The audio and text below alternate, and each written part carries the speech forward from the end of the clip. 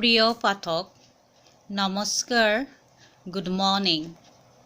আজি শুনাবলৈ লৈছোঁ এটি স্বৰচিত কবিতা পাঠ। কবিতাৰ নাম হ'ল হেল্ল' জীৱন। আন্ধাৰ দুখ দুৰ্দশা এতিয়া কোনো নতুন কথা নহয়। সুখ দুখ জীৱনৰ সোঁহাত বাওঁহাত, আন্ধাৰৰ বুকুতে ফুলে পোহৰৰ ফুল। এখোজ দুখোজকৈ পোহৰবোৰে সীমেজুত গৈ থিপি লয়, কাণে কাণে সোধে আজীৱন থাকিবলৈ দিবানে? কেতিয়াবা নিজকে চিকুটি চাওঁ, ই সপোন নে বাস্তৱ?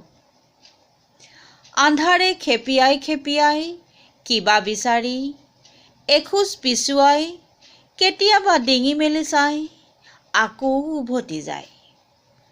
হঠাতে আন্ধাৰ ৰাণীয়ে হাঁহি হাঁহি কয়, আহিলোঁ দেই, বেয়া নাপাবা।